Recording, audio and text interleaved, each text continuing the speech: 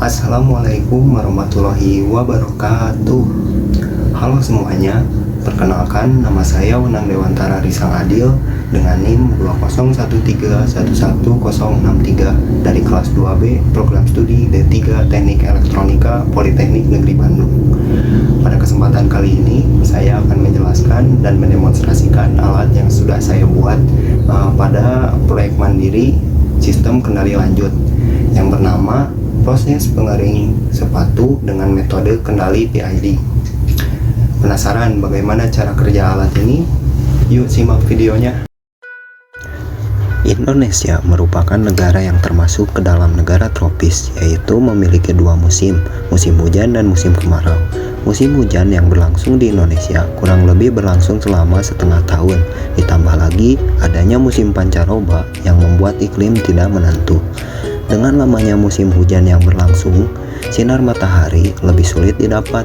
Ditambah lagi, proses pengeringan sepatu masih menggunakan cara tradisional, yaitu dengan cara dijemur di bawah sinar matahari. Untuk orang-orang yang beraktivitas di luar ruangan, jika terjadi hujan, mungkin saja mereka perlu untuk melanjutkan aktivitasnya karena tuntutan pekerjaan sehingga tidak dapat menghindari hujan. Jika sepatu basah, sepatu harus dikeringkan agar dapat digunakan kembali, ditambah harus dilakukan perawatan supaya sepatu tidak mudah rusak. Berikut adalah proses perawatan membersihkan sepatu dapat dilakukan dengan cara sebagai berikut. Yang pertama yaitu proses identifikasi jenis sepatu. Proses ini bertujuan untuk mengetahui jenis sepatu yang akan dibersihkan, karena ada beberapa jenis sepatu yang membutuhkan cara perawatan khusus untuk membersihkannya. Yang kedua yaitu proses perendaman dan memasukkan sabun bahan pencuci sepatu. Proses perendaman dan memasukkan sabun bahan pencuci sepatu ini bertujuan untuk menghilangkan bau dari sepatu tersebut. Kemudian setelah itu proses mencuci sepatu, di mana proses mencuci sepatu ini dilakukan dengan mencuci bagian dalam dan luar sepatu menggunakan sikat hingga tidak ada kotoran yang menempel. Dilanjutkan ke proses pengeringan sepatu, di mana mengeringkan sepatu dapat dilakukan dengan menjemurnya di bawah sinar matahari atau di suhu panas. Setelah dijemur atau dikeringkan, maka sepatu yang sudah bersih dimasukkan ke dalam dus supaya tidak berdebu dan menjaga supaya sepatu tidak berjamur.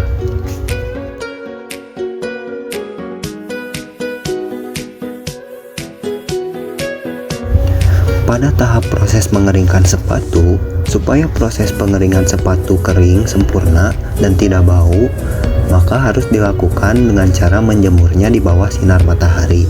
Namun, dengan mempertimbangkan bahwa Indonesia adalah negara beriklim tropis, dikhawatirkan proses tersebut gagal dan tingkat kekeringan sepatu tidak sempurna. Ditambah lagi, waktu pengeringannya pun tidak menentu. Salah satu solusi untuk memecahkan permasalahan pengeringan sepatu saat musim hujan adalah dengan membuat oven atau lemari pengering sepatu. Dengan lemari pengering sepatu dapat digunakan pada saat kondisi apapun dan bisa diletakkan di dalam ruangan, sehingga mengeringkan sepatu tidak selalu harus menggunakan panas matahari. Lemari pengering ini dapat diatur suhunya untuk memanaskan lemari tersebut supaya sepatu bisa kering dengan sempurna. Maka dari itu ditambahkan kendali untuk suhu yang diinginkan dalam pemanas lemari pengering sepatu tersebut.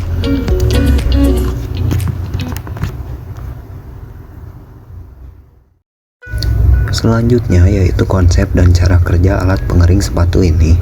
Baik, ini adalah blok diagram dari proses pengering sepatu dengan metode kendali PID, di mana set point variable atau SV diatur menggunakan potensiometer dengan suhu yang diinginkan pada lemari pengering ini, yaitu berkisar dari 30 sampai 50 derajat Celcius. Kemudian proses value atau PV-nya yaitu suhu yang dibaca oleh sensor, di mana sensor yang digunakan yaitu thermocouple tipe K. Kemudian untuk pemroses atau controllernya yaitu Arduino Uno, di mana nantinya akan memproses PID yang telah dirancang. Selanjutnya ada manipulated variable atau MV yang memberikan keluaran dari controller yang berfungsi untuk input, nantinya digunakan oleh driver SSR25DA, di mana SSR25DA ini bisa dimanfaatkan untuk mengatur nyala lampu aktuator. Aktuator yang digunakan yaitu lampu pijar AC 100 watt, di mana nyala lampu akan menghasilkan panas sehingga dapat digunakan untuk menaikkan suhu pada lemari pengering. Untuk penampil data digunakan LCD 16x2, di mana yang ditampilkan adalah nilai SV dan PV dalam satuan derajat Celcius. Selanjutnya yaitu perancangan mekanik, di mana lemari ini terbuat dari kayu dan di dalamnya dilapisi aluminium foil. Untuk ukurannya sendiri yaitu 50 x 50 x 50 cm.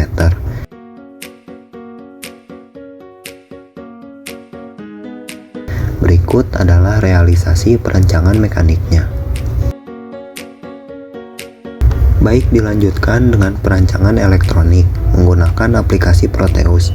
Di sini sensor yang digunakan yaitu thermocouple tipe K dengan modul pengondisi sinyalnya yaitu MAX 6675. Kemudian mikrokontrolernya yaitu Arduino Uno. Kemudian SSR25DA disambungkan seri dengan lampu pijar ketegangan AC dan input PWM-nya menggunakan pin digital Arduino Uno. Kemudian ada potensiometer sebagai SV-nya dan penampil data LCD 16x2 beserta I2C-nya.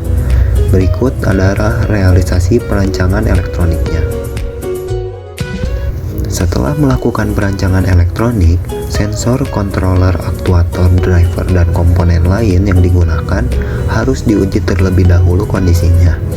Untuk pengujian yang pertama kali yaitu pengetesan Arduino Uno, di mana untuk mengetesnya yaitu menggunakan program Blink, di mana didapat hasil Arduino Uno menghasilkan respon yang baik, ditandai dengan lampu pada Arduino mengedip dengan jeda waktu 1 detik. Baik, yang kedua yaitu pengetesan potensiometer, di mana setelah dilakukan plotter dan diatur besarannya, potensiometer merespon dengan baik. Selanjutnya pengetesan SSR25DA beserta lampu pijar. Berdasarkan program yang telah dibuat, diperoleh nyala lampu dan SSR berjalan dengan baik sesuai dengan nilai PWM yang diberikan.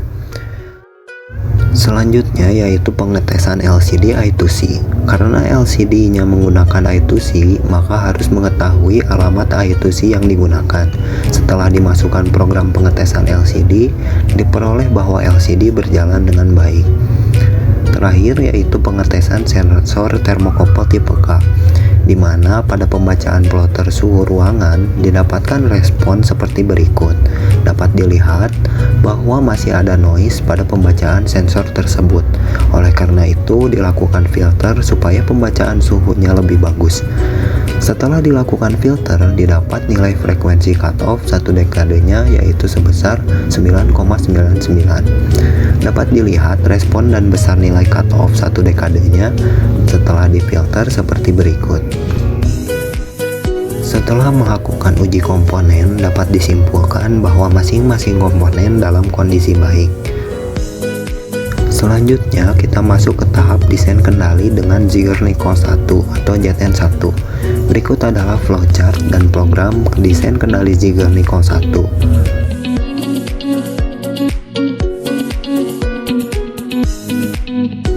Selanjutnya, kita melakukan pengambilan data dari hasil plotter perancangan desain kendali ZN1 dengan bantuan software Pen. Waktu nyata yang didapat yaitu 42 menit, 46 detik, dan 72 milidetik. Didapatkan nilai L dan T gambar seperti berikut yang nantinya digunakan untuk memperoleh perhitungan nilai parameter KP, TI, dan TD. Dan ini adalah nilai KP, TI, TD yang diperoleh dari hasil perhitungan sebagai berikut. Parameter kendali yang diinginkan yaitu overshoot di bawah 10%, rise time dan settling time di bawah 5 menit, dan tidak ada error steady state atau error steady state sama dengan 0. Setelah melakukan desain kendali, langkah selanjutnya yaitu perancangan PID dengan metode direct discretization. Berikut adalah flowchart dan program yang digunakan pada alat ini.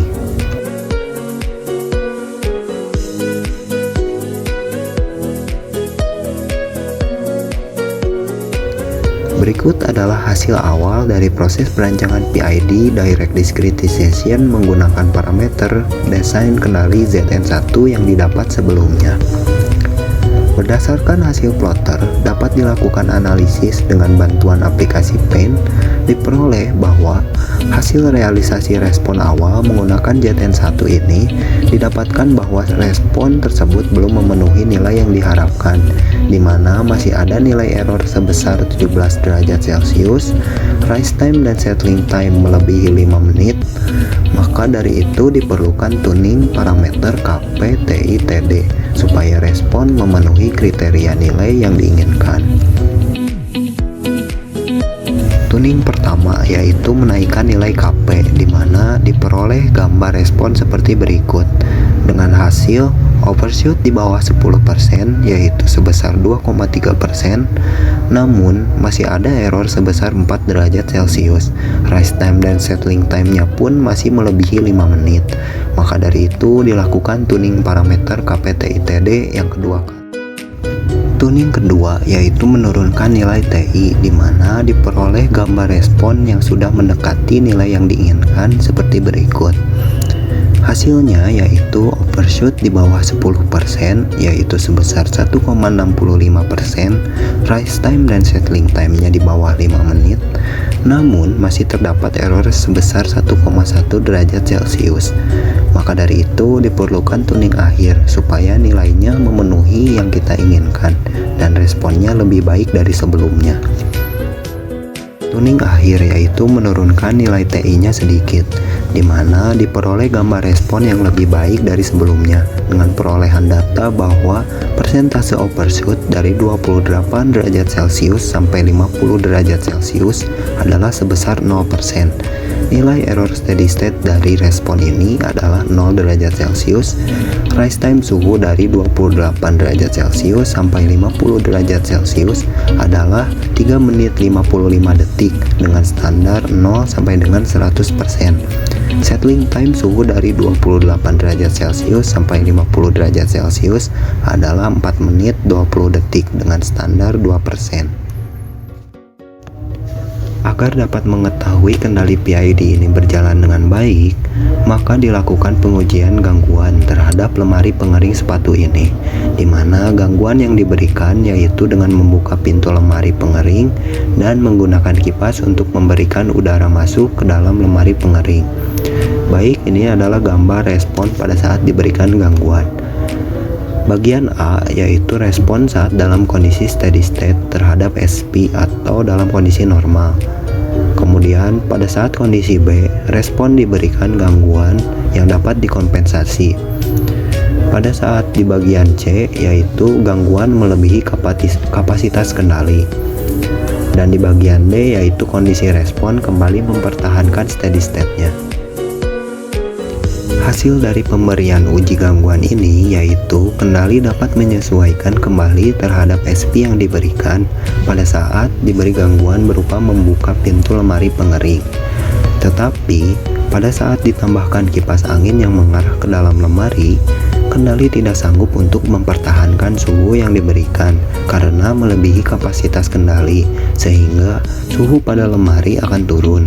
Tetapi saat gangguan atau kipas angin tersebut dipindahkan dan pintu kembali ditutup, maka respon akan kembali menyesuaikan agar steady state terhadap SP. Baik, itu dia penjelasan dari alat yang sudah saya buat, yaitu alat pengering sepatu dengan metode kenali PID. Untuk teman-teman yang membutuhkan dokumen atau referensi dari alat ini, bisa teman-teman akses di link Google Drive yang sudah saya lampirkan di deskripsi video ini. Baik, mungkin cukup sekian, dan terima kasih sudah menonton sampai akhir. Saya pamit undur diri. Wabillahi taufik wal hidayah. Wassalamualaikum warahmatullahi wabarakatuh.